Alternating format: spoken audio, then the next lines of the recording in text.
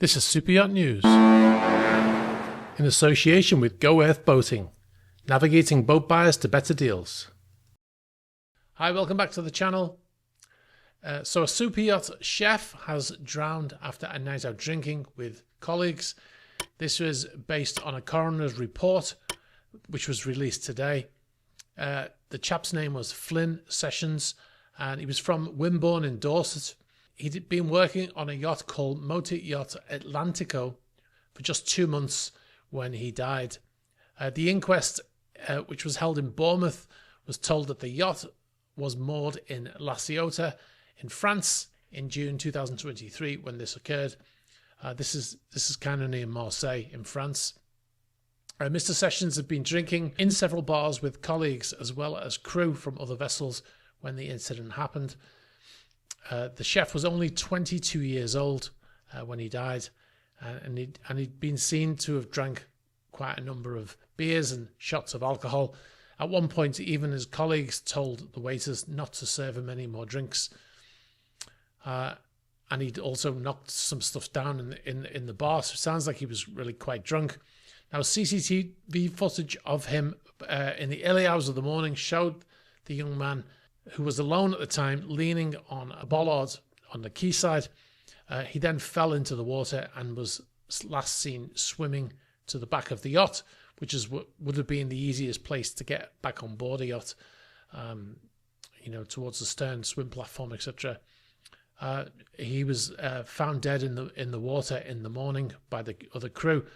The post-mortem examination in France and in the UK both found that he died from drowning.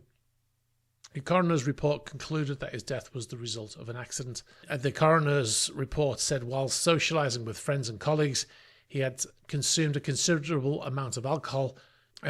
On returning to the vessel in the early hours of 9th of June, he fell into the water from the quayside and sadly drowned. From the fact the CCTV clearly shows Finn was alone at the time he suffered the fall. From the quayside, he wasn't suffering any ill health and was clearly not something he intended to happen. Flynn died as a consequence of an accident, so that will be the conclusion that I record. That's what the coroner said.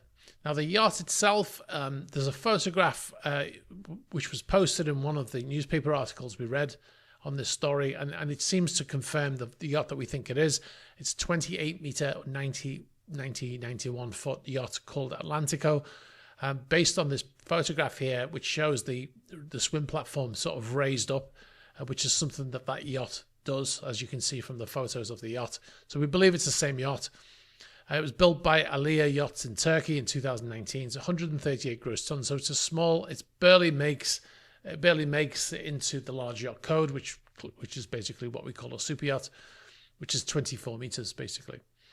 Now, La Ciotat, I've been there many times. I spent much time there on yachts. Now, it's not really a super yacht port. All of the photographs show photographs of the little fishing village, if you like. There is a very small port there for fishing boats and small boats.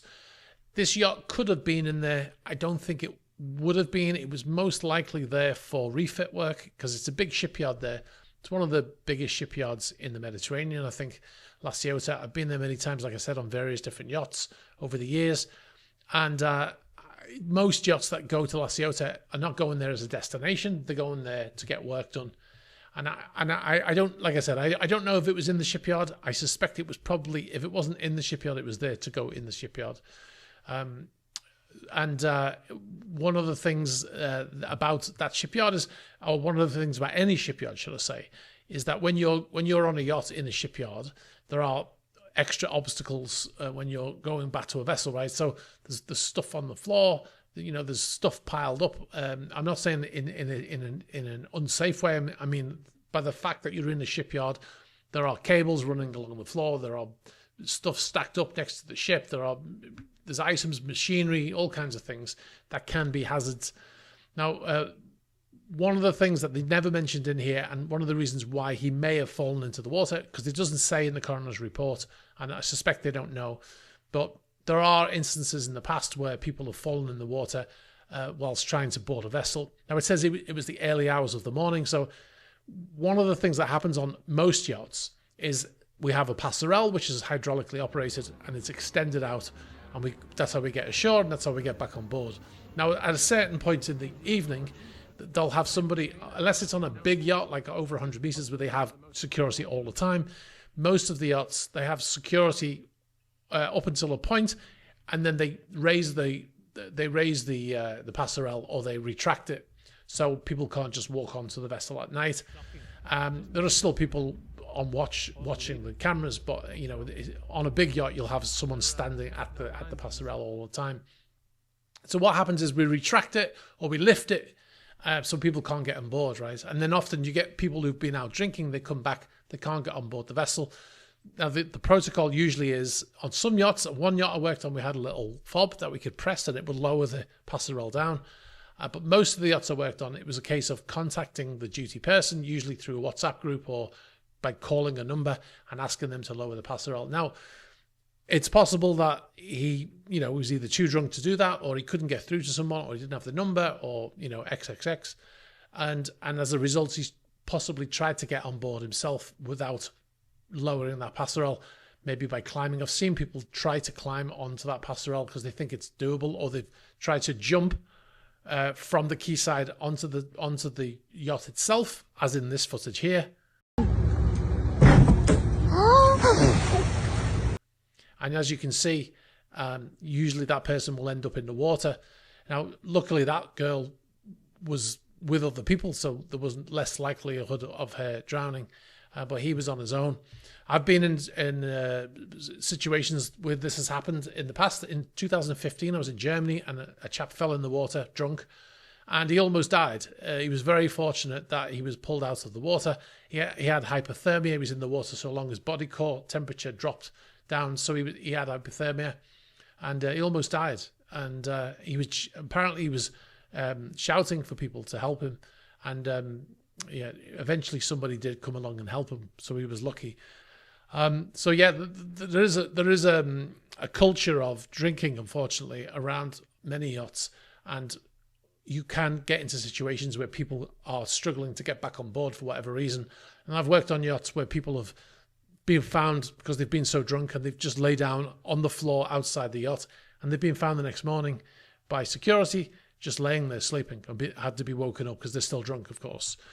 And that is an unfortunate side effect of the way yachts work, and that culture as well. Like I said, it's very unfortunate. Like I said, I'm not saying that that's what happened in this story, because the story does not specify this, but I'm just saying that I can see how this would happen based on my own experience of almost 30 years working at sea. Like I said, the yacht is a 28 meter or 91 foot yacht, built in 2019. It's a smaller of the super yachts, so it could have been moored in that marina there, but it's unlikely because it's not really a destination for super yachts. All right, we'll move on to our next story. A motor yacht Nord has been, we've spotted it on AIS heading to Malé in the Maldives from Vladivostok in Russia. The yacht left Vladivostok on the 9th of October, heading south, and the vessel has passed recently through the Malacca Straits. It's still actually in those straits, past Singapore, and on the 22nd of October, and is currently heading into the Indian Ocean. Now, that's not the first time that this yacht has done this trip. In fact, it makes this trip every year. It has done since 2022. So the reason why we're telling you about this story, because there's nothing new there, is that this is the first time the vessel has actually put in Malé as its destination in AIS before leaving the port in Vladivostok. I mean, this vessel has repeatedly gone dark over the last 3 years, heading in the same direction. The first time it happened, if you'll remember, it went to Hong Kong first, and then it put in a port of South Africa, and there was a big hoo-ha in South Africa about whether it should be allowed in or not, but they never intended to go to South Africa, or maybe they did and they changed their mind when they saw the political situation that was developing. But the vessel switched off AIS and it went to Malé, and we found that vessel in Malé because of you guys sending us in reports of the vessel being spotted in different places. But like I said, this is the first time the yacht has actually broadcasted where it's heading, and it's interesting. It shows a new level of confidence in the crew that they're broadcasting the AIS without thinking anything is going to happen to that vessel. Like I said, unlike in the last 3 years when it's been switching off and going dark. Now, the vessel has re-registered to Russia. It did that in 2022. It was originally registered in the Cayman Islands, I believe. re-registered to Russia, flies a Russian flag now, and it's registered in Vladivostok as their home port. So it's very interesting to see that. And now it's still in those, it's just coming out the Straits, and within 24 hours we'll know if they're going to switch off the AIS or not. But at the moment they're still switched on. But like I said, in the past they've headed up this way, and it's not until they've got into the open Indian Ocean that they've switched off the AIS. But the fact that they're broadcasting where they're going, unless of course they're not going to the Maldives, seems to show that they're quite confident that nothing's going to happen there. Now, Nord, as you know, massive mega yacht, 142 meters, almost 500 feet, 470 feet. It's one of the largest yachts in the world. I think it's definitely in the top 10 of largest yachts. Almost 10,000 gross tons. That's how we determine the largest yachts, of course, in tonnage. But it's definitely in there, definitely in the top 10, top 15 of largest yachts in the world. Built by Lursen in 2021. All right, we'll move on. One more story. Boat International has confirmed what we already confirmed, which is that motor yacht Amadea has been sold.